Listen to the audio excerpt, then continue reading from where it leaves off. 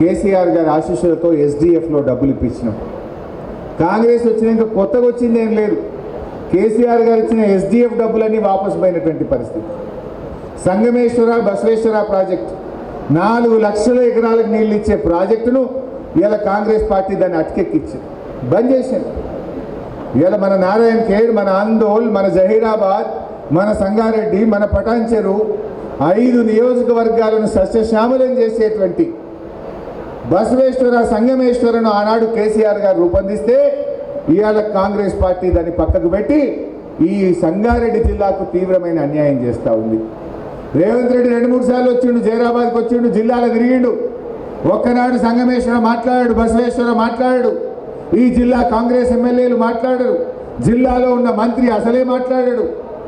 అంటే ఇవాళ ఎందుకు బంద్ చేసిండ్రు అంటే మీ నల్లగొండల్లో లేదా మీకు కమిషన్లు వచ్చే ప్రాజెక్టులకు ఏమో పైసలు ఇస్తారు, మా సంగారెడ్డి జిల్లా మా వెనుకబడ్డ బార్డర్లో రాష్ట్ర సరిహద్దుల్లో ఉన్నటువంటి మా సంగమేశ్వర బసవేశ్వరకు ఎందుకు నిధులు ఇవ్వరు అని చెప్పి ఇవాళ మా జిల్లా పక్షాన్ని నేను ప్రశ్నిస్తూ ఉన్నా. గతంలో కూడా చెప్పాం, సంగమేశ్వర బసవేశ్వరకు నిధులు కేటాయించి యుద్ధ ప్రాతిపదికన పనులు జరపకపోతే పెద్ద ఎత్తున రైతులందరినీ కలుపుకొని పోరాట కార్యక్రమానికి శ్రీకారం చుడతాం. అవసరమైతే బీఆర్ఎస్ నాయకులందరినీ కలుపుకొని ఈ సంగారెడ్డి జిల్లాలో ఒక పాదయాత్ర కార్యక్రమాన్ని కూడా త్వరలో చేపట్టామని కూడా మనం చేస్తూ ఉన్నాం.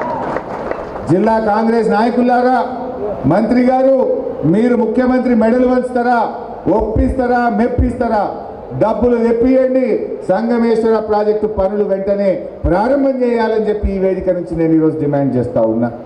రైతులు జొన్నలు కొన్నారు కొట్లాడంగా ఆ జొన్నలకు 72 కోట్ల రూపాయలు ఇంకా రైతులకు డబ్బులు చెల్లించాలి.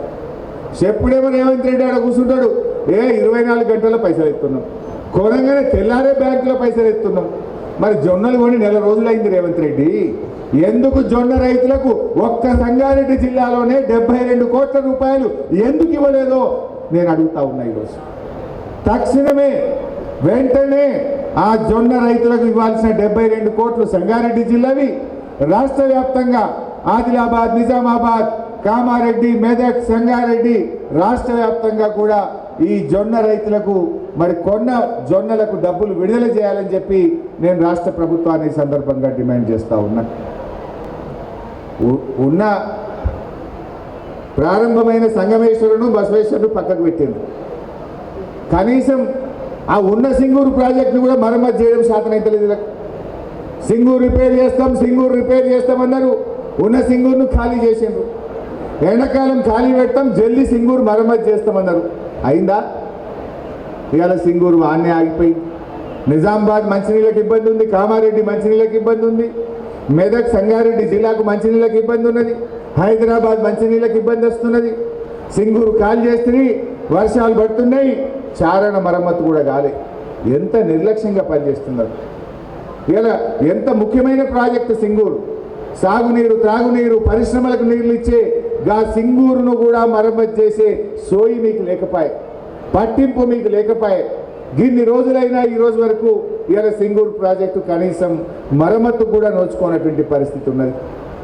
అదేవిధంగా ఆనాడు కాంగ్రెస్ పార్టీ మేనిఫెస్టోలో దళితులకు, గిరిజనుల భూములకు పట్టాలు ఇస్తామన్నారు, ఎస్సీ ఎస్టీలకు, అసైన్డ్ భూములకు, బీసీల భూములకు పట్టాలు ఇస్తామన్న కాంగ్రెస్ ఇవాళ వాళ్ళ భూములన్నీ గుంజుకుంటున్నారు. ఒక సంగారెడ్డి నియోజకవర్గంలో 700 ఎకరాల అసైన్డ్ భూమిని ఇవాళ ఎస్సీ ఎస్టీల దగ్గర లాక్కుంటా ఉన్నారు. రాష్ట్ర వ్యాప్తంగా రేవంత్ రెడ్డి గారు ఈ 2.5 సంవత్సరాల్లో 50,000 ఎకరాల ఎస్సీ ఎస్టీ భూములు లాక్కున్నారు. చెప్పిందేమో పట్టాలు ఇస్తామని, చేసిందేమో ఉన్న భూములు గుంజుకుంటా ఉన్నారు. 50,000 ఎకరాలు లాక్కున్నారు. నువ్వు పట్టా భూములతో సమానంగా డబ్బులు ఇస్తున్నావా? మార్కెట్లో ఇదే సంగారెడ్డిలో 3 కోట్లకు ఎకరం ఉన్నది, వాళ్ళకి 70 లక్షలు ఇస్తాం, 40 ఇస్తాం, 50 ఇస్తామని గుంజుకుంటున్నారు.